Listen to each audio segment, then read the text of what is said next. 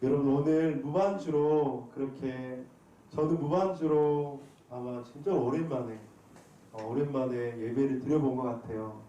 여러분들 무반주로 그렇게 예배하셔서 어떠셨습니까? 물론 이제 세션들이 있긴 있으셨지만 우리 무기실 권사님 어떠셨어요? 저는 오늘 좀 걱정을 했어요, 실은. 그래서 야 어떻게 할까 하다가 그래 무반주로 하는 것도 예전에는 우리가 다 무반주로 했잖아요. 예전에는. 그래서 하는 것도 의미가 있겠다 싶어서 그렇게 했는데 오늘 예배 드리면서 참 은혜가 됐습니다. 그리고 우리가 하나님 앞에 예배할 때 중요한 것이 바로 이것이구나. 우리의 마음이구나. 아무리 화려한 것들이 갖춰져 있다 할지라도 그 마음 가운데, 중심 가운데 하나님을 향해 있지 않으면 그 예배는 하나님께서 기뻐받지 않으시겠구나 라는 생각들을 다시 한번 해보았습니다. 오늘 실은 코로나로 여러분들이 또 교회 오지 못하고 또 유초등 행사는 있고 그러면서 참 이번 주 기도가 많이 됐습니다. 기도가 많이 되고 하나님 이번 주 은혜 가운데 좀 잘 지나가게 해주시옵소서. 그 기도가 좀 많이 되더라고요. 그러면서 오늘 주일 아침에도 하나님 우리 가운데 좀 은혜를 주시옵소서, 함께 해주시옵소서 계속 목양실에서 기도가 나오는 것이 솔직한 모습이었습니다.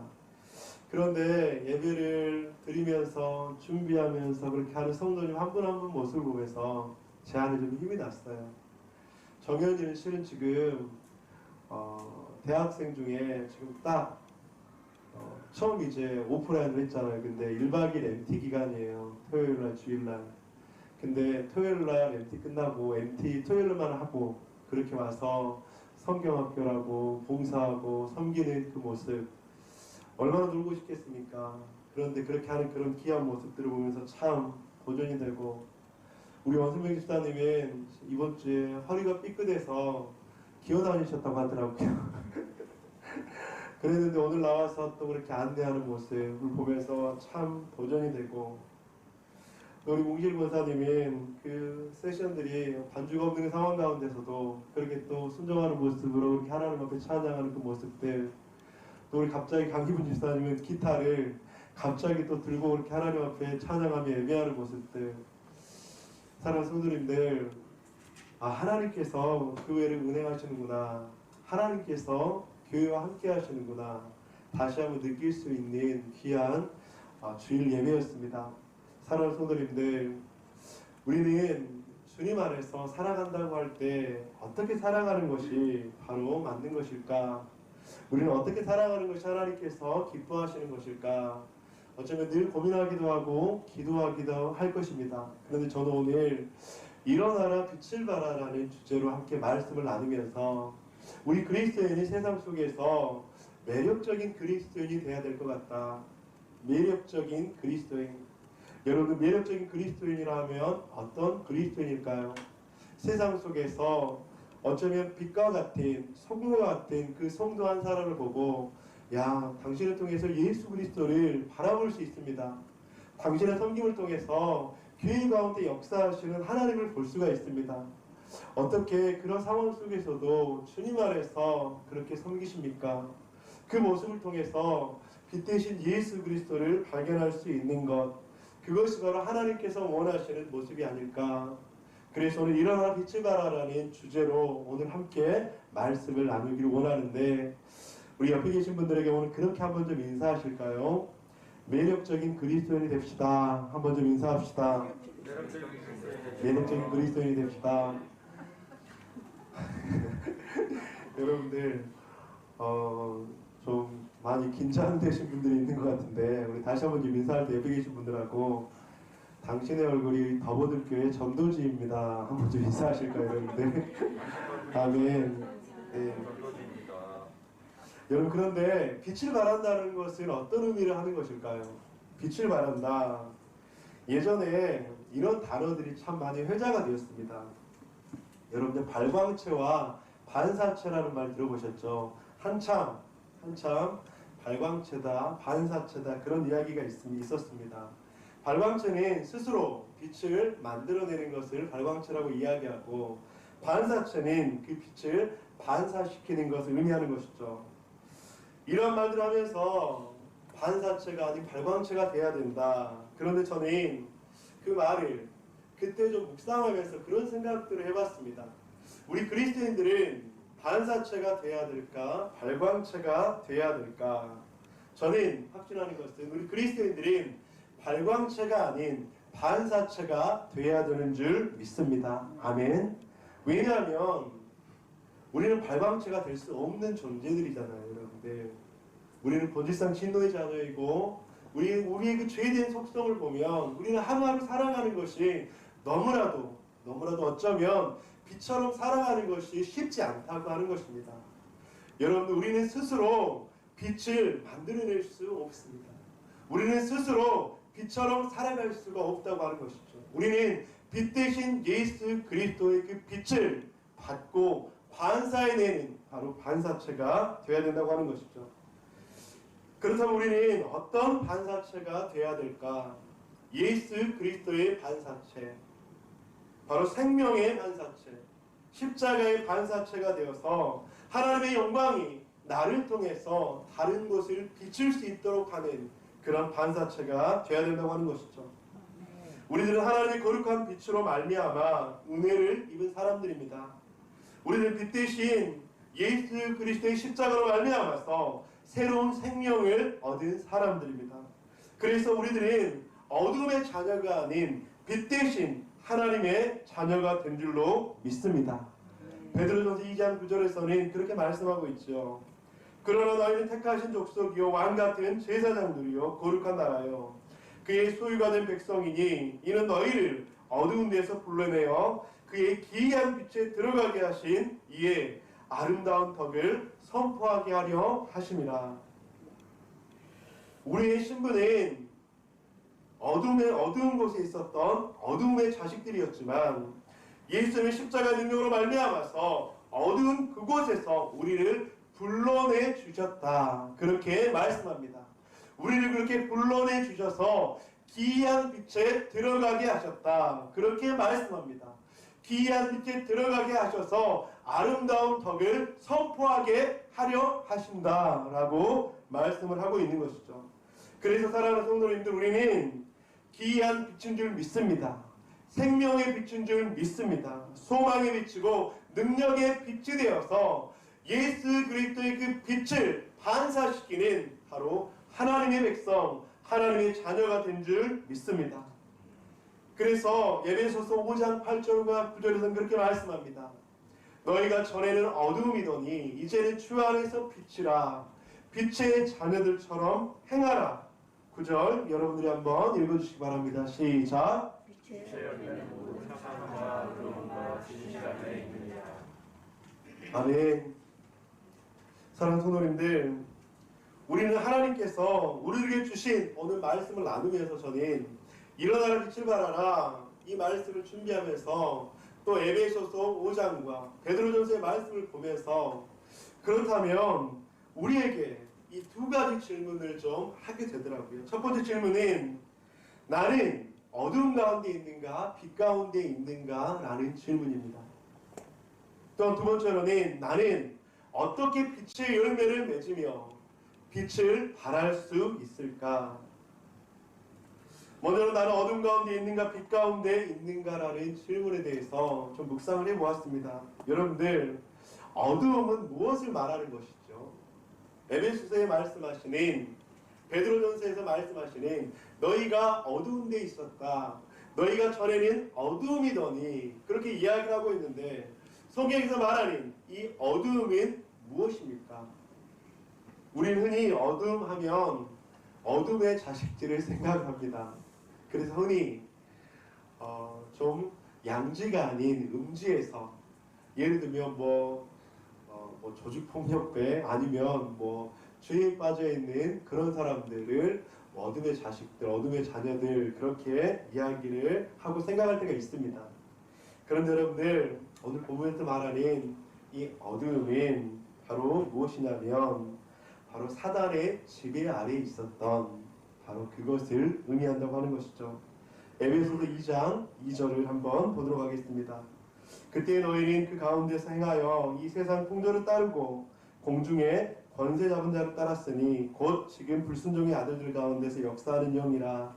전에는 우리도 다 그 가운데서 우리의 육체의 욕심을 따라 지내며 육체와 마음이 원하는 것을 하여 다른 이들과 같이 본질상 진노의 자녀이었더니 본문에서는 세상 풍조를 따르고 공중의 권세 잡은 자를 따르며 불순종의 아들들 가운데 역사하는 영을 따르며 육체의 욕심을 따라 지내며 육체와 마음이 원하는 것을 하며 본질상 진노의 자녀. 이것이 바로 어두움이고 어두움의 자녀였다고 하는 바로 특징이라고 하는 것입니다. 그런데 여러분들 중요한 것은 우리가 이런 어두움 가운데 있었다고 하는 것이에요. 그런데 하나님께서 우리를 부르셔서 어두움 가운데서 불러내셔서 기이한 빛 가운데 들어가게 하셨고 어두움 가운데 불러내셔서 이제는 우리가 어두움이 아니라 빛 가운데 거한다고 말씀을 하신다는 것이죠. 1절 그는 허물과 죄로 죽었던 너희를 살리셨도다. 4절 긍휼이 풍성하신 하나님이 우리를 사랑하신 그 큰 사랑을 인하여 5절 함께 읽겠습니다. 시작.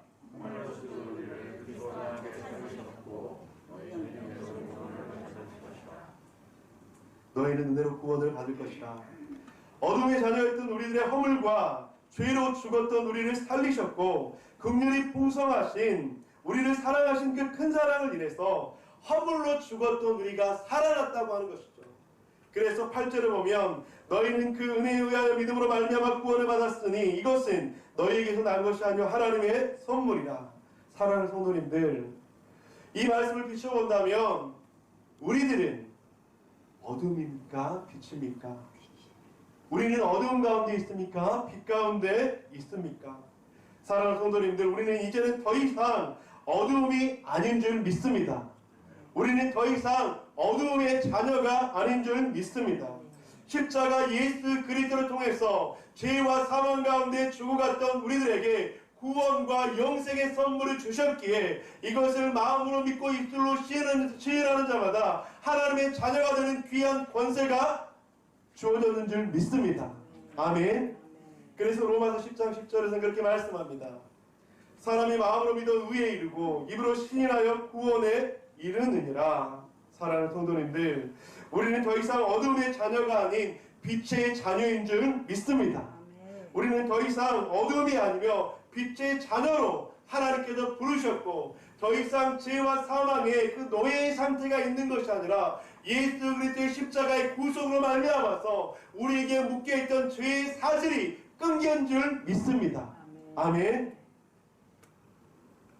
그런데 문제는 우리는 이미 어두움이 아닌데 어둠처럼 살아갈 때가 많다고 하는 것이 바로 문제라고 하는 것이에요. 이미 우리는 빛의 자녀라고, 그리고 하나님께서 빛의 자녀라고 선포하셨는데 우리가 그것을 잊고 망각할 때가 너무나도 많다고 하는 거예요. 여러분들, 우리는 그렇게 생각하지 않습니까? 하루에 수십 번 죄를 짓기도 하고 또 수백 번 죄를 짓기도 할 때 우리가 죄를 지으면 사단은 끊임없이 우리를 정죄하지요. 너는 어둠의 자녀야. 그러다가 또 회개하고 예배를 드리면 그래, 나는 빛의 자녀야. 어쩌면 이 어두움의 자녀와 이 빛의 자녀라는 이 신분은 왔다 갔다 계속적으로 우리를 혼란스럽게 하고, 그리고 급기야 빛의 자녀의 신분을 포기하게 하고 그리고 잃어버리게 한다고 하는 것, 그것이 문제라고 하는 것입니다. 그런데 사랑하는 성도님들, 하나님께서 우리들에게 빛의 자녀로서 우리들에게 영원한 생명을 주신 줄 믿습니다. 만약 그 영원한 생명에 확신이 있다면 우리는 빛의 자녀인 것이죠. 오늘 부분에 이사야 선지자는 이스라엘 백성들에게 선포를 하고 있습니다. 일어나라 빛을 발하라. 이는 내 빛이 이르렀고 여호와의 영광이 내 위에 임하였습니다. 보라, 어둠이 땅을 덮을 것이며 캄캄함이 만민을 가리려니와 오직 여호와께서 내 위에 임하실 것이요 그의 영광이 내 위에 나타나리라. 나라들은 내 빛으로, 왕들은 비추는 내 광명으로 나아오리라. 일어나라 빛을 발하라. 더 이상 어둠이 너를 덮지 못할 것이고 캄캄함이 너를 가리우지 못할 것이다. 너희의 죄악으로 인해서 하나님과의 그 관계가 단절되었지만 이제는 포로의 시간을 끝내고 어둠과 캄캄함이 너를 덮고 가리웠지만 이제는 더 이상 너는 어둠이 아니라고 이사야 선지자는 이스라엘 백성들에게 선포의 말씀을 하고 있다고 하는 것이죠. 사랑하는 성도님들, 우리는 어두움이 아니라 빛의 자녀인 줄 믿습니다. 아멘. 아멘. 우리 옆에 계신 분들한테 그렇게 한번 인사 한번 합시다. 집사님은 빛의 자녀입니다. 아멘. 집사님 빛의 자녀입니다. 빛의 자녀입니다. 아멘. 그렇다면 여러분들 첫 번째 질문에 대한 의문점은 사라졌습니다. 우리가 빛인가 어둠인가? 그렇다면 두 번째 질문 가운데서 그렇다면 우리는 이제는 어둠처럼 행하지 않고 빛을 비추라고 말하고 있다고 하는 것입니다. 그렇다면 어떻게 하면 빛의 자녀들처럼 빛의 열매를 맺을 수 있을까? 나는 어떻게 빛의 자녀들처럼 열매를 맺으며 빛을 발할 수 있는 것인가? 오늘 이사야 선지자의 말씀을 통해서 두 가지를 함께 좀 나누기를 소망합니다. 첫째는 주님의 영광이 임해야 합니다. 1절 여호와의 영광이 내 위에 임하였음이니라. 2절 오직 여호와께서 내 위에 임하실 것이며 그 영광이 내 위에 나타나리니. 주님의 함께하심과 주님의 은혜가 임했을 때 가능하다고 하는 것이죠. 성도님들, 우리들은 스스로 우리들의 힘으로 빛의 자녀처럼 살아가려고 할 때가 많아요. 우리들의 힘으로 발광체가 되려고 할 때가 너무나도 많아요. 그런데 여러분들, 우리의 힘으로 빛의 열매를 맺으려 하면 할수록 어떻습니까? 열심히 하지요. 최선을 다하지요. 교회에서, 가정에서, 삶의 영역 속에서 우리는 스스로 발광체가 되어보도록 끊임없이 노력하고 의지적으로 결단도 해보고 그렇게 살아갑니다. 그런데 여러분들, 우리의 의지와 우리의 결단은 한계가 있다는 것을 우리는 인정해야 해요.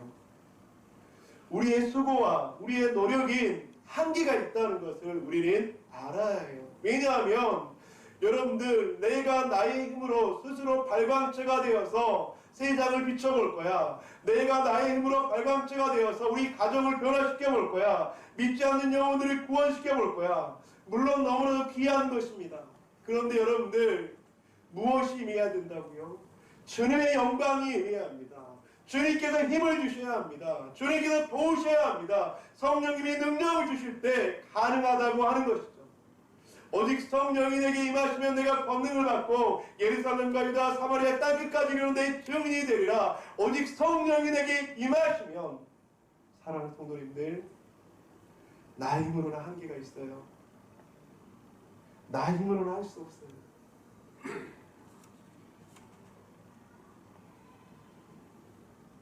주님께 충전받는 저와 여러분 되시기를 주님의 이름으로 간절히 축복합니다. 아멘. 여러분, 우리는 믿음에 어쩌면 운전을 하고 있죠. 그런데 여러분들, 믿음의 운전을 할 때 차도 있어야 하고 운전자도 있어야 되고 또 중요한 것이 있죠. 무엇이죠? 기름이 있어야 되겠죠. 근데 여러분들, 일단 기름을 가득 채우면 갈 수는 있어요. 맞죠? 한 300km, 400km, 500km, 600km까지 그렇게 갈 수는 있습니다. 그런데 여러분들, 그 600km가 지나면 그 차는 더 이상 믿음에 운행을 할 수 있을까요? 없을까요? 없습니다. 여러분들, 그래서 주님께서 임하셔야 돼요. 주님께서 도움을 주셔야 돼요. 여러분들, 우리들의 힘과 의지로는 500km, 600km밖에 갈 수밖에 없어요. 사랑하는 버거둠의 가족 여러분, 오늘 본문에서 이사야 선지자는 일어나라 빛을 발하라고 말씀합니다. 우리가 빛의 자녀처럼 열매를 맺고 빛을 발하기 위해 주님의 영광이 임할 때, 즉 주님께로부터 공급받을 때 가능하다는 것을 기억하시는 저와 여러분 되시기를 간절히 축복합니다. 그렇다면 주님의 영광이 나에게 임하기 위해서 무엇이 필요할까? 저는 성경에서 두 가지를 말씀드리고 싶습니다. 바로 기도와 찬양입니다. 여러분, 기도와 찬양은 하나님의 영광이 우리들에게 임하게 하는 놀라운 통로가 되는 줄 믿습니다. 기도와 찬양이 무엇입니까? 바로 하나님 앞에 예배 드리는 것이죠. 여러분들, 우리가 하나님 앞에 예배할 때, 기도와 찬양으로 나아갈 때 하나님의 그 놀라운 공급하심은 우리들에게 임하게 될 줄 믿습니다. 그 힘으로 말미암아 우리는 믿음의 운행을 할 수 있다고 하는 것이죠. 시편 34편 시편 기자는 그렇게 이야기합니다. 내가 여호와를 항상 송축하며 내 입술로 항상 주를 찬양하리로다. 내 영혼이 여호와를 자랑하리니 공고한 자들이 이를 듣고 기뻐하리로다. 나와 함께 여호와를 광대하시다하며 함께 그의 이름을 높이세. 내가 여호와를 송축하며 주를 항상 찬양할 때 그곳 가운데 하나님의 놀라운 임재와 여호와의 영광이 임하게 될 줄 믿습니다. 사도행전 16장 가운데서는 무엇이라고 말씀합니까? 함께 교독하겠습니다. 그가 이러한 명령을 받아 그들을 깊은 옥에 가두고 그 발을 차고에 든든히 채웠더니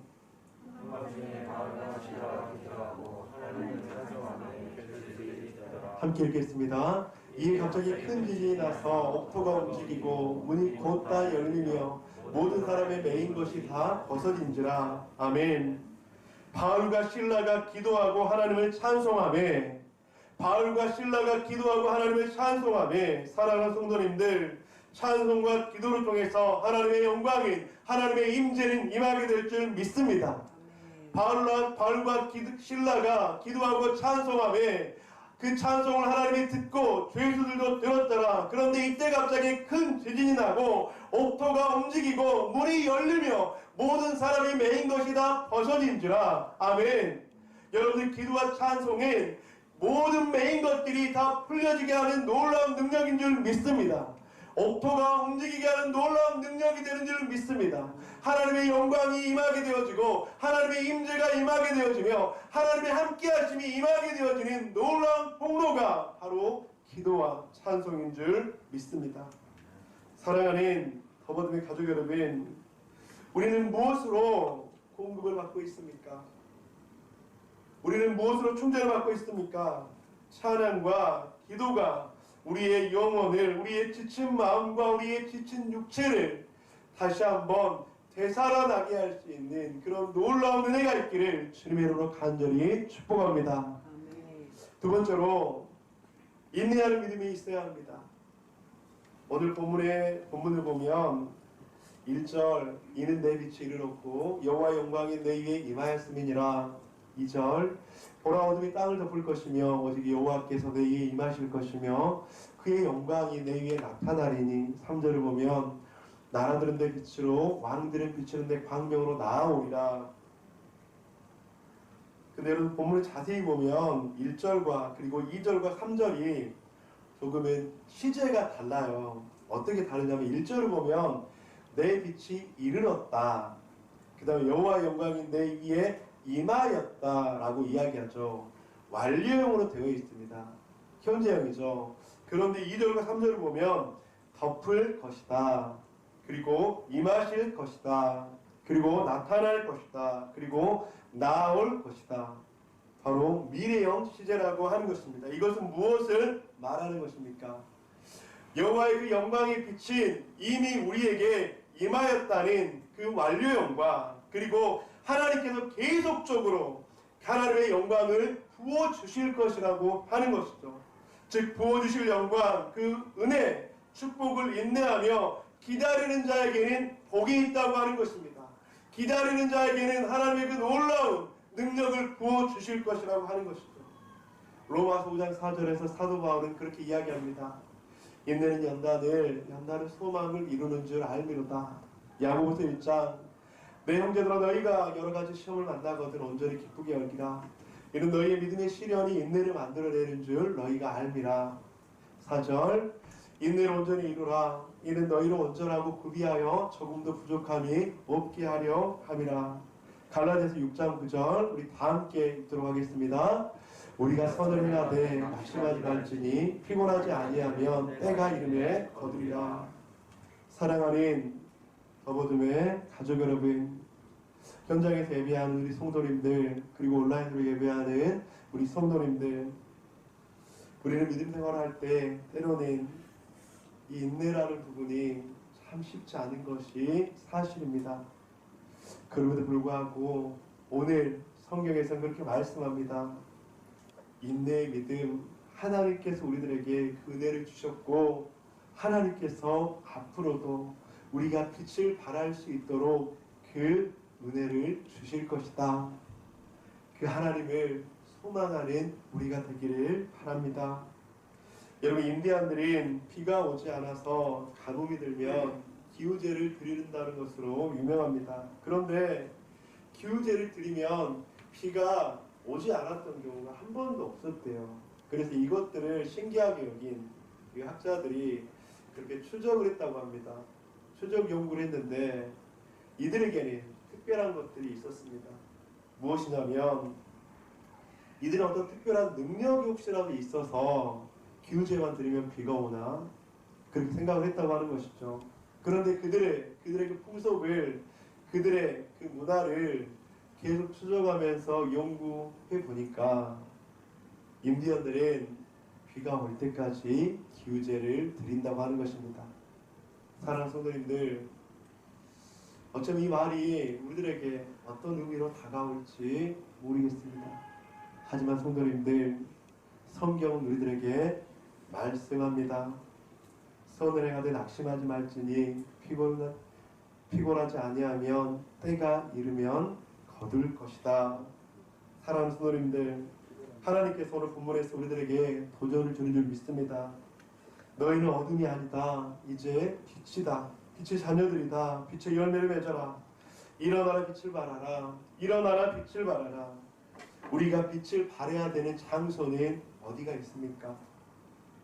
우리가 빛을 발해야 되는 대상은 누가 있습니까? 우리가 빛을 발해야 되는 것은 무엇이 있습니까? 그것이 가정이 될 수도 있고요, 일터가 될 수도 있고요, 가족이 될 수도 있고요, 내가 만나는 이웃이 될 수도 있습니다. 그런데 오늘 성경에서 하나님께서 우리들에게 말씀합니다. 너희는 이제 어둠이 아니야. 때론 넘어지고 또 때론 실족도 하고 또 때론 시험에 들지만 그럼에도 불구하고 너희는 어둠이 아니야. 구원받은 하나님의 백성이고 빛의 자녀야. 그렇다면 빛의 열매를 맺었으면 좋겠다. 일어나서 빛을 발했으면 좋겠다. 오늘 성경에서 우리들에게는 그렇게 도전을 하고 있습니다. 사랑하는 성도님들, 우리는 어디에서 어떻게 무엇으로 어떤 모양으로 빛을 발해야 할까요? 오늘 말씀을 통해서 생각나는 대상이 있습니까? 오늘 말씀을 들으면서 생각나는 장소가 있습니까? 오늘 말씀을 들으면서 내가 그곳 가운데서 누구에게 그렇게 빛처럼 살아가야 되겠다라고 하는 도전이 있습니까? 그래서 그것은 하나님께서 우리들에게 주신 귀한 말씀인 줄 믿습니다. 말씀을 마무리하도록 하겠습니다. 어떻게 우리는 일어나서 빛을 발하며 살아갈 수 있을까? 하나님의 영광이, 주님의 영광이 임해야 합니다. 그리고 또한 인내하는 믿음이 있어야 합니다.